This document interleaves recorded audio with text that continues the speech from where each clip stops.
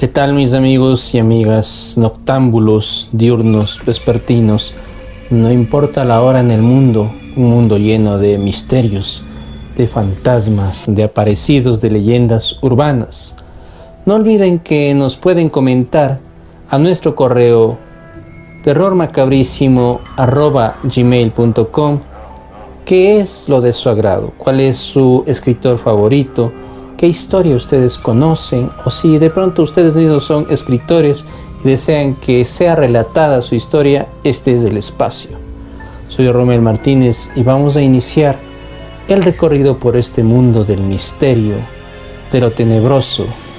En esta ocasión vamos a traer un tema que ha sido muy discutido y que ha sido prácticamente mucho de interés a nivel de todos los tiempos, de todos los años, a nivel mundial. La lucha entre el bien y el mal. Esta eterna disputa que nunca termina y sobre todo cuando interviene el mismísimo demonio. Pues estos famosos relatos se vuelven más famosos desde el año 1800, cuando Goethe, el muy famoso escritor alemán, este prodigioso escritor alemán, trae a Fausto, su más grande relato, que al igual que Bram Stoker, viene prácticamente a inmortalizar este tipo de relatos que durante algunos siglos, aunque ya existían, estuvieron prácticamente bajo las telas del olvido. Sin embargo, en esta ocasión no es a Goethe que traeremos al relato, sino a Robert Louis Stevenson. Robert Louis Stevenson es un hombre que toda la vida casi pasó enfermo. Él tenía mucha tos. Algunos estudiosos del tema argumentan que él padecía de tuberculosis, pero jamás fue confirmado lo que él tenía. Lo cierto es que siempre estuvo enfermo. Se casó con una mujer que estaba comprometida, que estaba casada. Sin embargo, él insistió e insistió hasta que finalmente esta mujer llegó a desistir ante las seducciones de Robert Louis Stevenson. Sin embargo, él regresó muy enfermo a su tierra natal y sus padres cuidaron mucho de él, al igual que su esposa. Sin embargo, cuando él pasó mucho tiempo enfermo y postrado, como era casi costumbre en su vida, él tuvo los años más fructíferos. Ahí es cuando escribe a Marheim, el cuento que se traerá esta noche a seducir sus sentidos y sobre todo a despertar el terror en ustedes. En esta ocasión, Marheim es un hombre que siempre padece necesidades. Muchos dicen que, al igual que la mayoría de escritores, en alguna de sus historias, en algún punto, viene prácticamente a cristalizar un yo de él, una parte de él, de Robert Louis Stevenson, cuando él era muy pobre y tuvo que alquilar una cabaña con lo poco que tenía para su luna de miel en Silverado con su esposa cuando recién se casó. En esta ocasión, Marheim viene a ser un hombre asimismo muy pobre, muy necesitado, que siempre está empeñando cosas, que roba de su tío, que es un muy gran e importante coleccionista.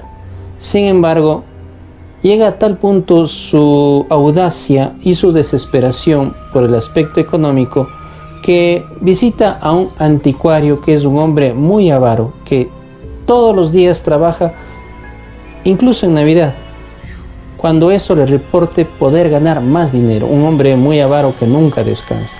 La sirvienta de este hombre, del anticuario, está fuera en esta casi noche ya de Navidad.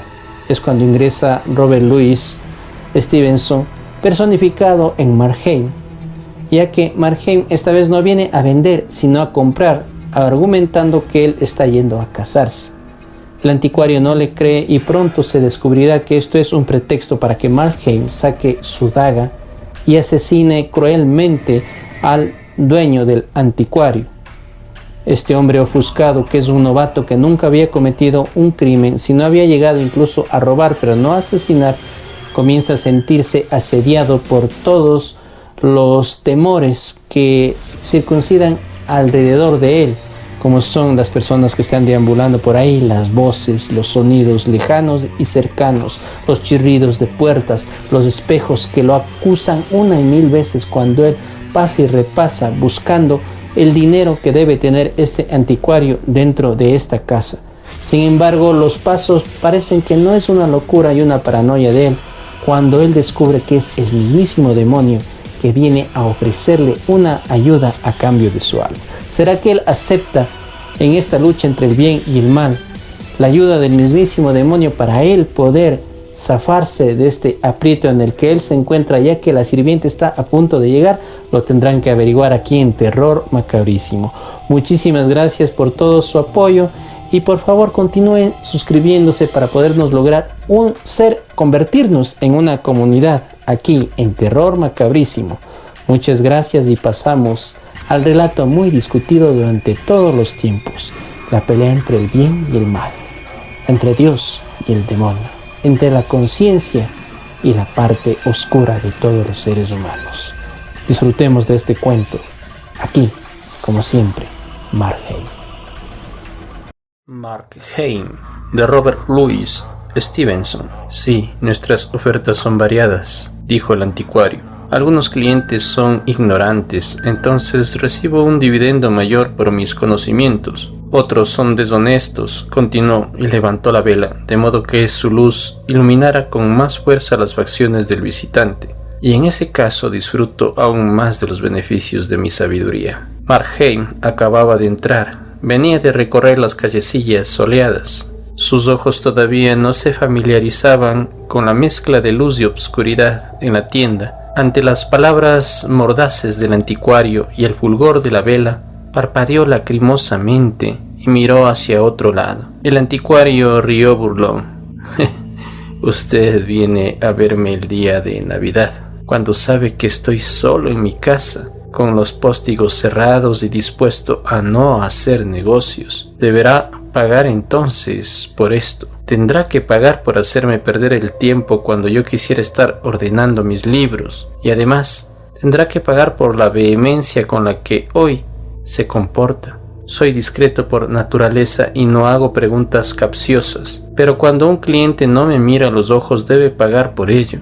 Se jactó una vez más el anticuario. Después, recuperando su acostumbrada voz de hombre de negocios y con tono de ironía, continuó. Podría dar clara cuenta hoy, como de costumbre, de cómo entró en posesión del objeto que me ofrecerá. Este también proviene del gabinete de su tío. ¡Qué destacable coleccionista su tío, señor!, concluyó el pequeño y pálido comerciante de hombros caídos, casi en puntas, de pie y mirando por encima de sus lentes dorados. Cabeceó con desconfianza. Mark Haim lo contempló con infinita tolerancia y un toque de horror. Esta vez, dijo, está usted equivocado.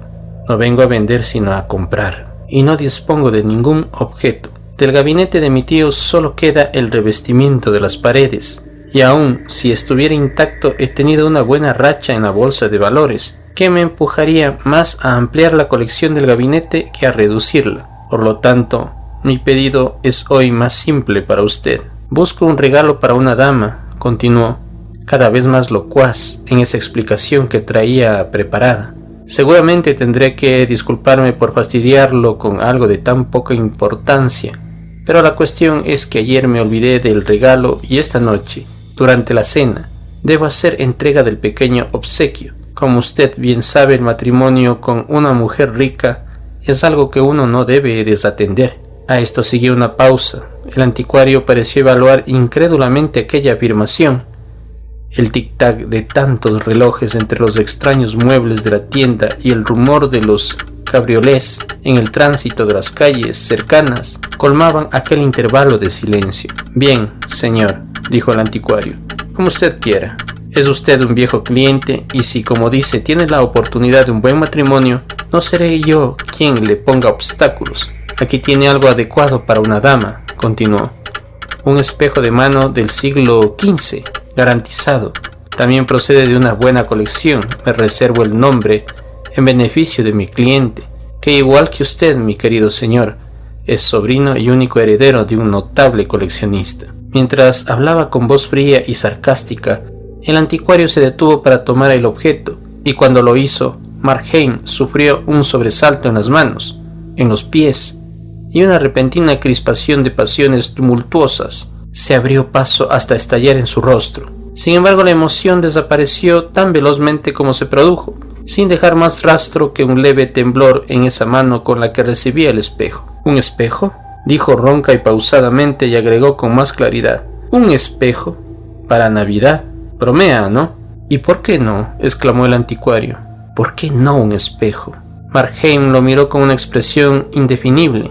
Me pregunta por qué no, dijo. Porque, mire aquí, mírese en él, mírese. ¿Le gusta lo que ve?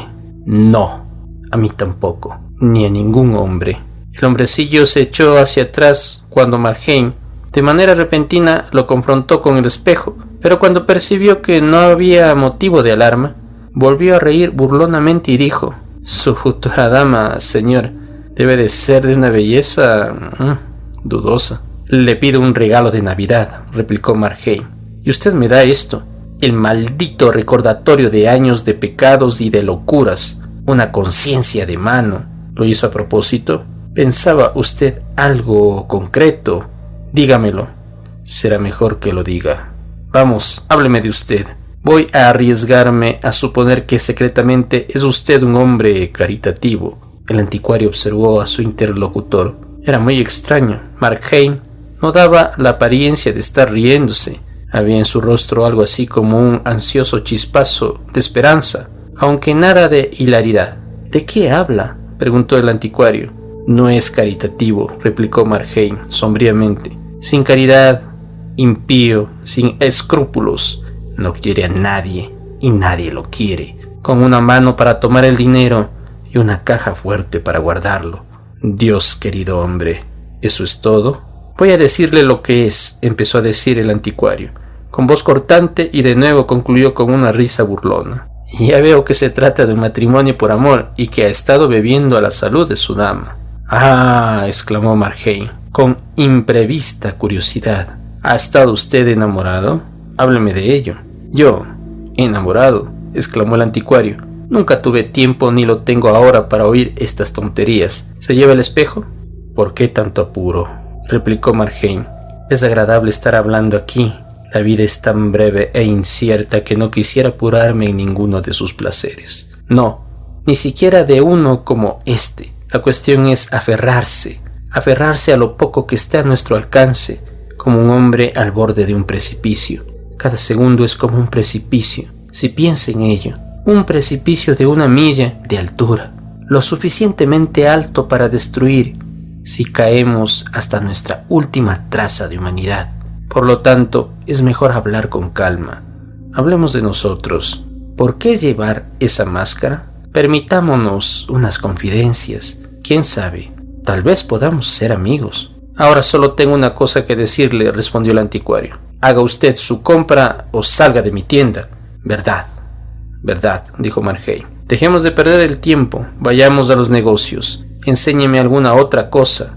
El anticuario se agachó de nuevo, en este caso para dejar el espejo en la estantería, y sus finos cabellos rubios le cubrieron los ojos mientras lo hacía. Markheim, con una mano en el bolsillo del abrigo, se acercó un poco más. Se irguió llenándose de aire los pulmones. Muchas fueron las emociones que reaparecieron al mismo tiempo en su cara: terror y decisión, fascinación y repulsión física, y después de un extraño mohín del labio superior, dejó ver los dientes. Esto puede ser adecuado, hizo notar el anticuario, y mientras se incorporaba Markheim, por detrás saltó encima de su víctima. Antes de caer, la contundente daga brilló un instante.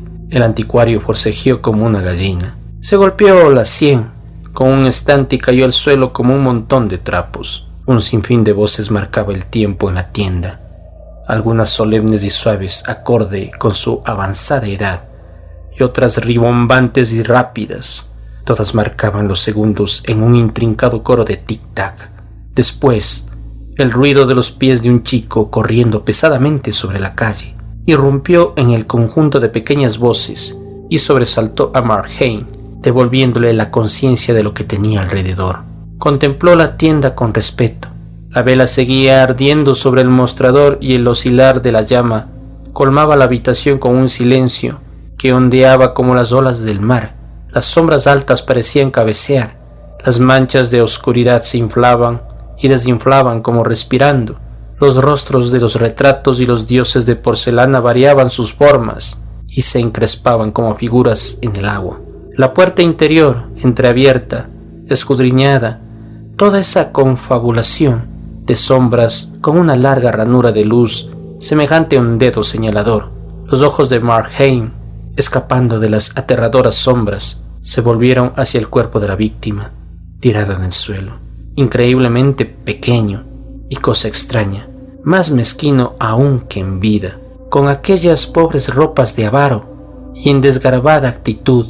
El anticuario yacía como si no fuera más que una bolsa de aserrín. Markheim tuvo miedo de mirarlo y se dijo: he aquí que no era nada. Sin embargo, mientras lo miraba, aquel montón de ropa vieja en su charco de sangre empezó a expresarse con voces elocuentes.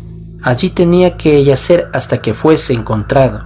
No había nadie que hiciera funcionar sus articulaciones o que pudiera dirigir el milagro de su locomoción. Allí tenía que seguir hasta que lo encontraran. ¿Y cuándo lo encontrarán? Entonces su carne muerta lanzaría un grito que resonaría por toda Inglaterra y llenaría el mundo con los ecos de la persecución. Muerto o no, aquel era aún el enemigo. Si tuviera tiempo, pensó Markheim, y esa palabra se quedó grabada en su mente. Ahora que el crimen había sido cometido, el tiempo que para la víctima se había terminado, se había vuelto perentorio y trascendental para el asesino. Todavía tenía eso en su mente cuando primero uno y luego otro, con los ritmos de las voces más variadas, unas tan profundas como las campanas de una catedral y otras esbozando con sus notas agudas el preludio de un vals, los relojes empezaron a dar la hora, las 3 de la tarde. Aquel repentino desbocarse de tantas voces en aquel recinto poblado de sombras desconcertó a Markheim. Empezó a ir de un lado al otro con la vela, acosado por sombras de movimiento, sobresaltado hasta los tuétanos por reflejos casuales. En muchos espejos de lujo, algunos de estilo inglés, otros de Venecia o Ámsterdam, vio su cara repetirse y repetirse como un ejército de espías. Sus mismos ojos lo encontraron, y el sonido de sus propios pasos, aunque andaba con cuidado, turbó la calma que lo rodeaba. Y aún, mientras se llenaba los bolsillos, su mente, con odiosa insistencia, acusaba los 1000 defectos de su plan. Tendría que haber elegido una hora más tranquila, tendría que haber preparado una coartada, no debería haber usado una daga y debería haber tomado más precauciones. Tal vez solo atar y amordazar al anticuario sin matarlo. O mejor aún, debería haber sido más audaz y haber asesinado también a la criada. Tendría que haber hecho todo de manera diferente. Sufrí intensos remordimientos, vanos y tediosos esfuerzos de la mente para cambiar lo que no podría cambiar o seguir planeando lo que ya era inútil, para ser arquitecto del irrevocable pasado. Al mismo tiempo, y detrás de toda esta actividad, algunos terrores primarios como el escabullirse de las ratas en un altillo desierto colmaban de inquietud las más remotas celdas de su cerebro.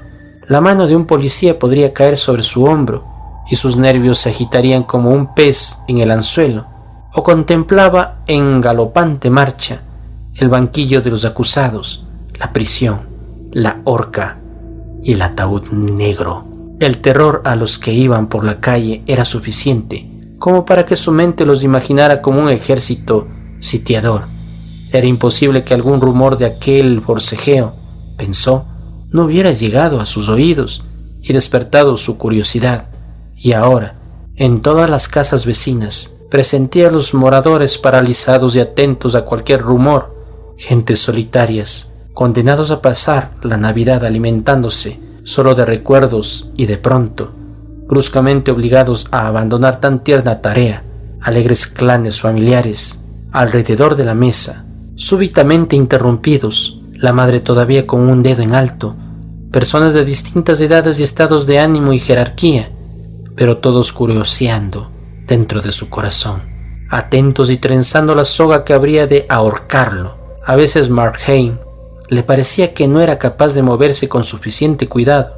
El tintineo de las altas copas de Bohemia parecía un redoblar de campanas, y alarmado por la intensidad de los tic-tac, tenía la tentación de detener todos los relojes. Luego, con una veloz transformación de sus terrores, aquel silencio en la tienda de antigüedades le parecía una fuente de peligro, algo capaz de sorprender y preocupar a los que pasaran por la calle.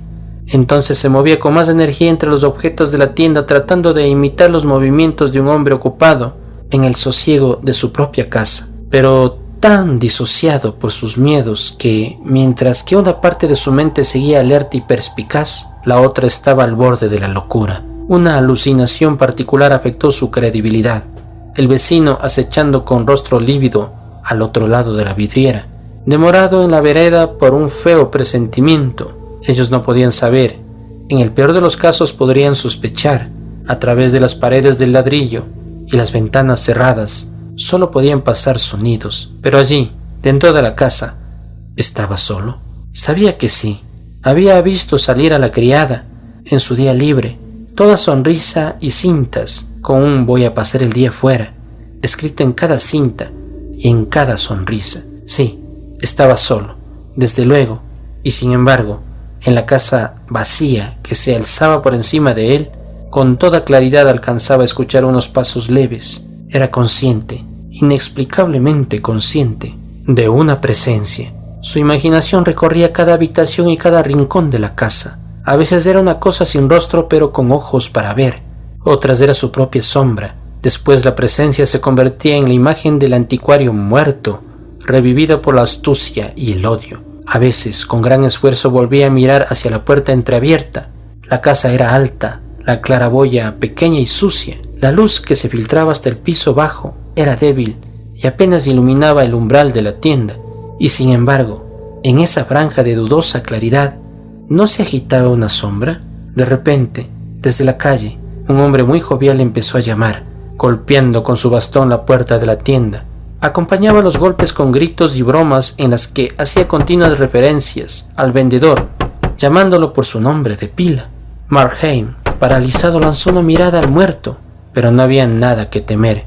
Seguía completamente inmóvil y en un lugar donde ya no podía escuchar esos golpes y esos gritos, hundido bajo mares de silencio. Y su nombre, que en otro tiempo hubiera podido atraer su atención en medio del fragor de la tormenta, se había convertido en un sonido vacío. De pronto el jovial caballero renunció a seguir golpeando y se alejó calle adelante. Eso era una clara advertencia.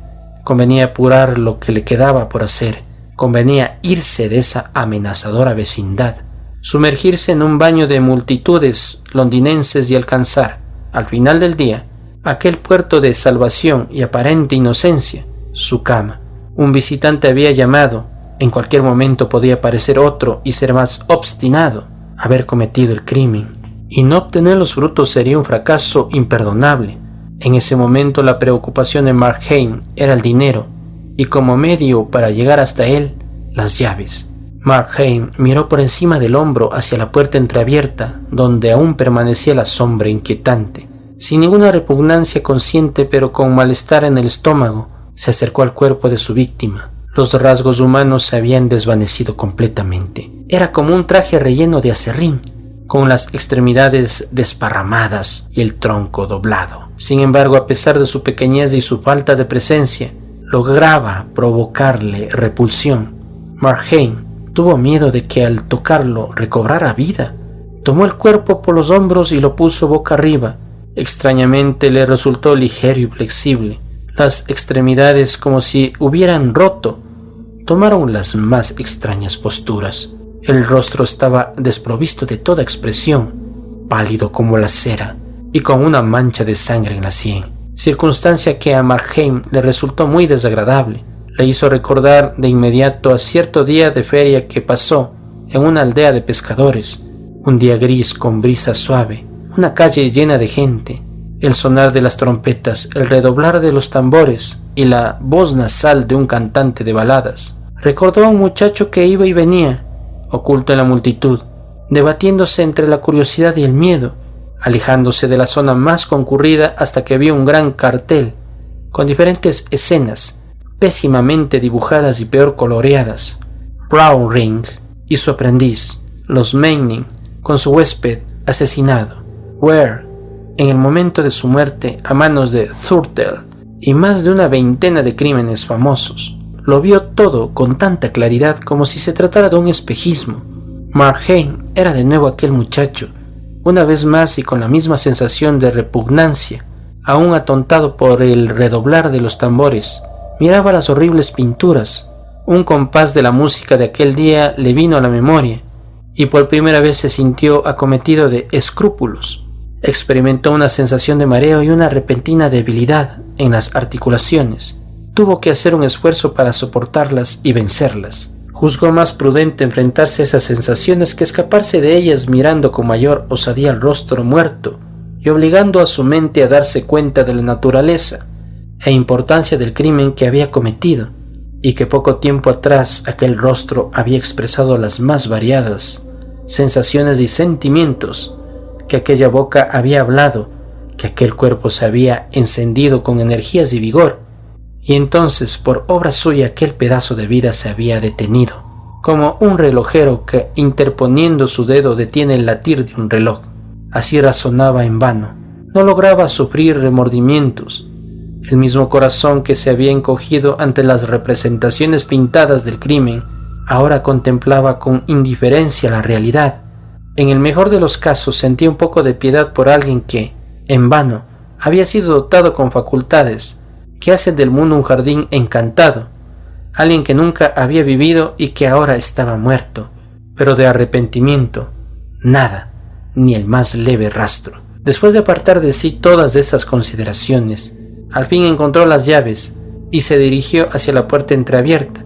Llovía con fuerza y la caída del agua contra el tejado rompió el silencio. Como en una cueva con goteras, las habitaciones de la casa evidenciaban un eco reiterativo que abarrotaba los oídos y se mezclaba con el tic-tac de los relojes. Acercándose a la puerta, Marheim creyó escuchar, en respuesta a su cuidadoso caminar, los pasos de otros pies que se repetían escaleras arriba. La sombra palpitaba aún en el umbral. Marheim hizo un esfuerzo supremo para dar confianza a sus músculos y abrió la puerta de par en par. La débil y confusa luz del día alumbraba apenas el suelo desnudo y las escaleras. La brillante armadura lanza en mano y colocada en un extremo del descansillo, los relieves en madera oscura y los cuadros colgados en los paneles amarillos del revestimiento. El golpeteo de la lluvia repiqueteaba tan fuerte en toda la casa que los oídos de Marheim empezaron a distinguir sonidos diversos, suspiros y pasos. Un regimiento marchando a lo lejos, el tintineo de monedas, el chirriar de puertas cautelosamente entreabiertas. Todo parecía unirse al repiqueteo de la lluvia en el tejado y al gorgoteo de los desagües. La sensación de que no estaba solo fue creciendo dentro de él, hasta hacerlo sentir al borde de la locura. Se veía acechado y rodeado por esas presencias. Las oía moviéndose en las habitaciones altas. Desde la tienda creyó escuchar que el anticuario se levantaba, y cuando, después de un gran esfuerzo, empezó a subir las escaleras, percibió pasos que silenciosamente huían por delante de él, y otros que sutilmente lo seguían. Si estuviera sordo, pensó Marheim, qué fácil sería conservar la calma. De inmediato, y escuchando con atención, siempre alerta, se felicitó a sí mismo por ese sentido infatigable que velaba por él, un fiel centinela encargado de proteger su vida. Marheim giraba la cabeza continuamente hacia atrás. Sus ojos desorbitados exploraban por todas partes y en todas partes se veían recompensados, creyendo ver algún ser innominado que se desvanecía. Los 24 escalones hasta el primer piso fueron 24 agonías. En el primer piso las 3 puertas estaban entornadas, 3 puertas como 3 emboscadas, estremeciéndolo como si fuesen bocas de cañón. Nunca más, pensó, podré sentirme lo suficientemente protegido contra los fisgones ojos de los hombres. Anhelaba estar en su casa, rodeado de paredes, apoltronado entre las ropas de su cama, invisible a todos, menos a Dios. Y ante ese pensamiento se sorprendió recordando historias de otros criminales y del miedo que, según decían, habían sentido ante la idea del vengador celestial. Al menos no sucedía así con él. Marheim temía las leyes de la naturaleza que en su indiferente e inmutable proceder conservarían alguna prueba concluyente de su crimen. Temía ahora 10 veces más, con un terror supersticioso y abyecto, un corte en la continuidad de la experiencia del hombre, alguna caprichosa ilegalidad de la naturaleza, empeñada en un juego de habilidad que dependía de reglas, calculando las consecuencias a partir de las causas. Y si la naturaleza, de la misma manera que el tirano derrotado había volcado el tablero de ajedrez, rompiera el molde de su sucesión, algo parecido le había sucedido a Napoleón. Por lo menos eso decían los escritores. Cuando el invierno cambió el momento de su incursión, lo mismo podía sucederle a Marheim. Las paredes podían volverse transparentes y revelar sus acciones, igual que las colmenas de cristal revelan la vida de las abejas. Las recias tablas podían ceder bajo sus pies como arenas movedizas, reteniéndolo. Existían accidentes perfectamente posibles y capaces de destruirlo. Así, por ejemplo, la casa podía derrumbarse y aprisionarlo junto al cuerpo de su víctima, o podía arder la casa vecina y verse rodeado de bomberos por todas partes. Estas cosas le infundieron más miedo, y en cierto modo, a esas cosas se las podía considerar la mano de Dios extendida contra el pecado. Sin embargo, en cuanto a Dios mismo, Marheim se sentía tranquilo. El acto perpetrado por él era excepcional, sin duda, pero también lo eran las excusas por haberlo cometido, excusas que Dios conocía. Era en ese tribunal y no en el de los hombres donde Marheim estaba seguro de encontrar justicia. Después de llegar sano y salvo al salón y cerrar la puerta tras de sí, Marheim supo que iba a disfrutar de un descanso después de tanto pánico. La habitación estaba completamente desnuda, sin alfombra por añadidura, con muebles sin sentido, cajas de embalaje esparcidas aquí y allá. Había varios espejos de cuerpo entero, en los que Marheim, desde diferentes ángulos, se podía ver como a un actor sobre su escenario. Había muchos cuadros enmarcados o sin enmarcar, en el suelo y apoyados contra la pared, un elegante escritorio de madera labrada y una gran cama con dosel. Las ventanas se abrían hasta el piso, pero afortunadamente los póstigos estaban cerrados, y eso lo protegía de los vecinos. Marheim se acercó al escritorio y empezó a buscar entre las llaves. Era una tarea lenta y molesta por añadidura, ya que las llaves eran muchas. Después de todo, podía no haber nada en el armario, y el tiempo apremiaba. Sin embargo, ocuparse de una tarea tan concreta le sirvió para tranquilizarse. Con el rabillo del ojo veía la puerta, de cuando en cuando la miraba directamente, como al comandante de una plaza sitiada le gusta verificar el buen estado de sus defensas. Pero en realidad estaba tranquilo. La lluvia que caía en la calle resultaba normal y agradable. De pronto oyó que alguien arrancaba notas de un piano hasta lograr los compases de un himno, y que las voces de numerosos niños se le unían para cantarlo. ¡Qué majestuosa y tranquilizadora melodía! ¡Qué agradables las voces infantiles! Marheim sonreía mientras escuchaba y probaba las llaves. Su mente se llenó de imágenes e ideas en correspondencia con la música. Niños camino de la iglesia mientras resonaba el órgano, niños en el campo, unos bañándose en el río, otros vagabundeando por el prado o haciendo volar sus cometas por un cielo cubierto de nubes fugitivas. De inmediato otra cadencia del himno volvió a recordarle la iglesia, la somnolencia de los domingos de verano, las tumbas del pequeño cementerio y la lápida con los 10 mandamientos en el presbiterio, grabados con caracteres apenas visibles. Mientras permanecía sentado, disperso y ocupado al mismo tiempo, algo lo sobresaltó y se puso de pie de repente. Tuvo una sensación como de hielo, y luego un calor insoportable. Le pareció que el corazón iba a estallarle dentro del pecho. Paralizado, pero temblando de horror, alguien subía las escaleras con pasos lentos y firmes. Una mano se posó sobre el picaporte, la cerradura emitió un suave chasquido y la puerta se abrió. El pánico mantenía agarrotado a Marheim. No sabía qué esperar, si al muerto resucitado, a los enviados oficiales de la justicia humana, o a algún testigo casual que, sin saberlo, estaba a punto de mandarlo a la horca.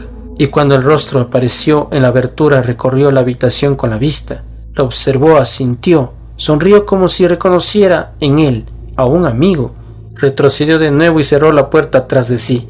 Marheim fue incapaz de controlar su miedo y dejó escapar un grito ahogado. Al oírlo, el visitante volvió a entrar. ¿Me llamaba?, Preguntó con un gesto cordial. Introdujo todo el cuerpo en la habitación y cerró la puerta. Marheim lo miró fijamente. Quizás su vista tropezaba con algún obstáculo, porque la silueta del recién llegado parecía modificarse y ondular como si las figuras de porcelana de la tienda bajo la vacilante luz de la vela a veces le parecía que lo reconocían, otras le daba impresión de que se parecía a él, y a cada momento, como un peso intolerable, crecía en su pecho la convicción de que aquel ser no procedía de la tierra ni de Dios. Y sin embargo aquella criatura que mientras miraba a Marheim no dejaba de sonreír, tenía aires de persona común y corriente. Cuando dijo: «Está usted buscando el dinero, ¿verdad?», lo hizo con un tono cortés que nada tenía de extraordinario. Marheim no contestó. «Debo advertirle», continuó el visitante, «que la criada se ha separado de su novio antes de lo habitual y que no tardará en estar de vuelta. Y no es necesario que le recuerde las consecuencias de que encuentren al señor Marheim en esta casa». «¿Me conoce usted?», exclamó el asesino. El visitante sonrió. «Hace mucho que usted es uno de mis preferidos», dijo. «Lo he venido observando durante todo este tiempo y con frecuencia he deseado ayudarlo». «¿Quién es usted?», exclamó Marheim. «¿El demonio?». «Lo que yo pueda hacer», replicó el otro, «no afecta el servicio que me propongo prestarle». «Sí que lo afecta», exclamó Marheim. «Claro que sí. ¿Ayudarme usted?». «No. Nunca me ha visto. Todavía no me conoce, gracias a Dios». «Lo conozco», replicó el visitante severamente. «Firmemente. Conozco hasta sus más íntimos pensamientos». «¿Me conoce?», exclamó Marheim. «¿Quién puede conocerme? Mi vida no es más que una parodia. He vivido para contradecir mi naturaleza. Todos los hombres lo hacen. Todos son mejores que este disfraz que va creciendo a su alrededor y acaba ahogándolos. La vida los lleva a la rastra, como si un grupo de malhechores se hubiera apoderado de ellos y templara sus gritos cubriéndolos con una capa. Si tuvieran el control de sí mismos, si pudieran mostrar la cara, los podría ver diferentes, como héroes y como santos. Yo soy peor que la mayoría. Mi ser auténtico está más oculto. Mis razones solo las conocemos Dios y yo. Claro, si tuviera tiempo, podría mostrarme tal como soy». «¿A mis ojos?», preguntó el visitante. «Sobre todo los suyos», replicó el asesino. «Lo supongo inteligente y pensaba que, puesto que existe, será capaz de leer los corazones. Y sin embargo se propone juzgarme por mis actos. Piensa en ello. Mis actos. He nacido y vivido en una tierra de gigantes, gigantes que me arrastran de las muñecas desde que salí del vientre de mi madre, los gigantes de las circunstancias, y usted quiere juzgarme por mis actos. ¿No es capaz de ver en mi interior? ¿No comprende que el mal me resulta espantoso? ¿No ve usted la clara escritura de mi conciencia, nunca borroneada por sofismas caprichosos, aunque desobedecidos con frecuencia? ¿No reconoce entre miles a un ejemplar seguramente tan común como la misma humanidad, el pecador que no quiere serlo? Se expresa usted con mucho sentimiento, fue la respuesta, pero todo eso no me concierne. No me interesan en absoluto los apremios por los que se ha visto usted empujado en la dirección equivocada. Pero el tiempo pasa, la criada se retrasa mirando a los que van por ahí y los dibujos de las carteleras, esta vez más cerca, y recuerde, es como si la horca misma caminara por las calles hacia usted en este día de Navidad. ¿No debería ayudarlo yo que lo sé todo? ¿No debería decirle dónde está el dinero? ¿A qué precio?, preguntó Marheim. «Le ofrezco este servicio como regalo de Navidad», contestó el otro. Marheim no pudo evitar la triste sonrisa de quien alcanza una amarga victoria.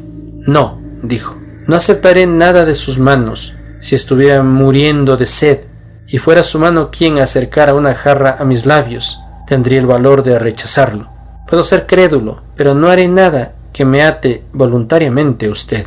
«No tengo nada en contra de su arrepentimiento en el lecho de muerte», hizo notar el visitante. «¿Cómo no cree usted en la eficacia del arrepentimiento?», exclamó Marheim. «No diría eso», respondió el otro. «En realidad miro estas cosas desde otra perspectiva, y cuando la vida llega a su fin decae mi interés. El hombre en cuestión ha vivido para servirme, para sembrar el odio disfrazado de religión, o sembrando cizaña en los trigales, como hizo usted a lo largo de una vida caracterizada por la debilidad frente a los deseos. Cuando el fin se acerca, solo puede hacerme un servicio más: arrepentirse, morir sonriendo, aumentando así la confianza y la esperanza de los más tímidos entre mis seguidores. No soy un amo demasiado severo. Haga la prueba, acepte mi ayuda, disfrute de la vida como lo ha hecho hasta ahora, disfrute con mayor amplitud, ponga los codos sobre la mesa, y cuando empiece a anochecer y se cierren las cortinas, le aseguro, para su tranquilidad, que hasta le resultará fácil llegar a un acuerdo con su conciencia y hacer las paces con Dios. Regreso ahora mismo de estar junto al lecho de muerte de un hombre así, y la habitación estaba llena de personas sinceramente apesadumbradas, escuchando sus últimas palabras, y cuando miré aquel rostro, tallado como un pedernal contra la misericordia, lo encontré sonriendo con esperanza. Entonces, ¿me cree usted una criatura de esas?, preguntó Marheim. ¿Cree usted que no tengo aspiraciones más generosas que pecar y pecar y pecar para, en el último instante, colarme hipócritamente en el cielo? Mi corazón se revela ante semejante idea. ¿Es esa toda la experiencia que usted tiene de la humanidad? ¿O es que se imagina tanta bajeza porque me sorprende con las manos en la masa? ¿Acaso el asesinato es un crimen tan impío que seca por completo la fuente misma del bien? El asesinato no constituye para mí una categoría especial, replicó el otro. Todos los pecados son asesinatos, igual que toda vida es guerra. Veo a su raza como un grupo de marineros hambrientos sobre una balsa, arrebatando las últimas migajas y alimentándose cada uno de la vida de los demás. Sigo los pecados más allá del momento de su realización.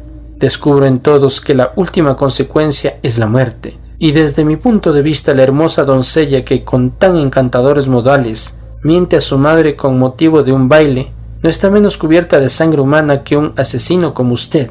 He dicho que sigo los pecados. También me interesan las virtudes. Apenas se diferencian de los pecados en el espesor de un cabello.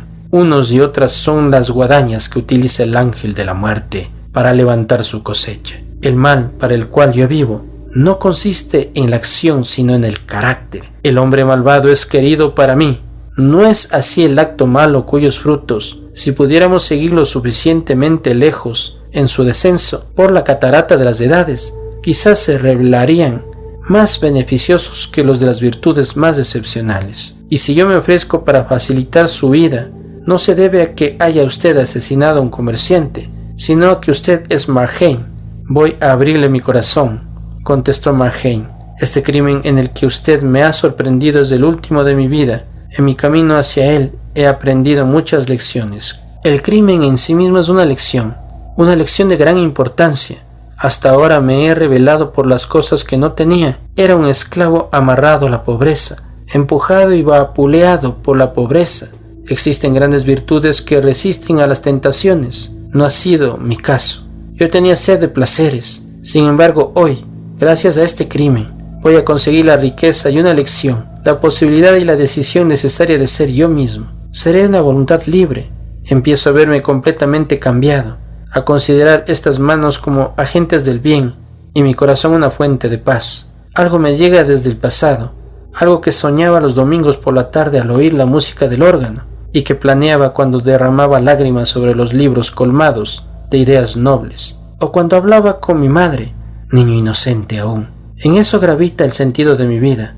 Anduve errando unos cuantos años, pero ahora vuelvo a percibir cuál es mi destino. Va usted a utilizar ese dinero en la bolsa, ¿no?, dijo el visitante.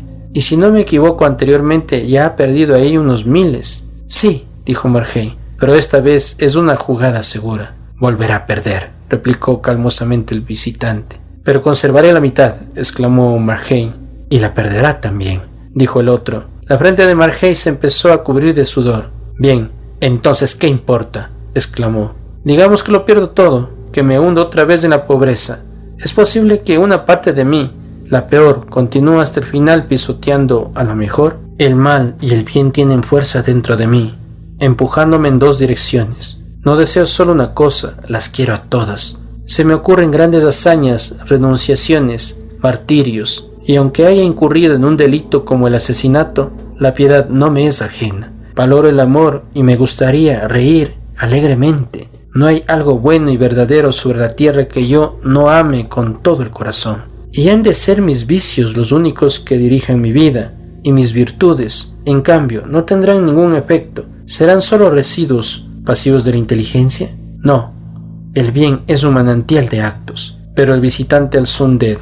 En los 36 años que lleva usted en este mundo, dijo, su suerte ha cambiado muchas veces y también su estado de ánimo. Lo he visto caer cada vez más bajo. Hace 15 años la idea del robo lo hubiera sobresaltado. Hace 3 años la palabra asesinato lo hubiera acobardado. ¿Hay algún crimen, alguna crueldad o bajeza ante la que todavía retroceda? Dentro de 5 años lo sorprenderé cometiéndolo. Su camino va hacia abajo. Solo la muerte podrá detenerlo en su caída. Es verdad, dijo Marheim, con voz ronca. En cierto modo me he sometido al mal.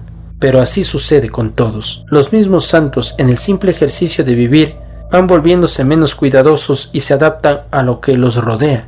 Le haré una pregunta simple, dijo el otro, y según su respuesta le voy a leer su horóscopo moral. En muchas cosas se ha vuelto usted poco estricto. Tal vez haya hecho lo correcto en todo caso. Lo mismo le sucede a todos los hombres. Pero, aún así, ¿hay algún aspecto particular, por insignificante que sea, en que sea más exigente con su conducta, o cree que ha dado rienda suelta a todo? ¿Algún aspecto en particular?, repitió Marheim con angustiosa consideración. No, añadió después, con desesperanza, en ninguno. Me dejé arrastrar en todo. Entonces, dijo el visitante, confórmese con lo que sabe que ya nunca cambiará. Los textos de papel que representa en esta obra han sido irrevocablemente escritos. Marheim permaneció callado un buen rato, y fue el visitante quien rompió el silencio. Siendo así, dijo, ¿le muestro el dinero? ¿Y el perdón?, exclamó Marheim. ¿No lo ha intentado ya?, replicó el otro. ¿Acaso hace 2 o 3 años no lo vi en una reunión evangelista? ¿No era su voz la que cantaba los himnos con más fuerza? Es verdad, dijo Marheim. Ahora veo con claridad cuál es mi obligación. Le agradezco estas lecciones con toda mi alma. Se me abrieron los ojos por fin. Me veo tal como soy.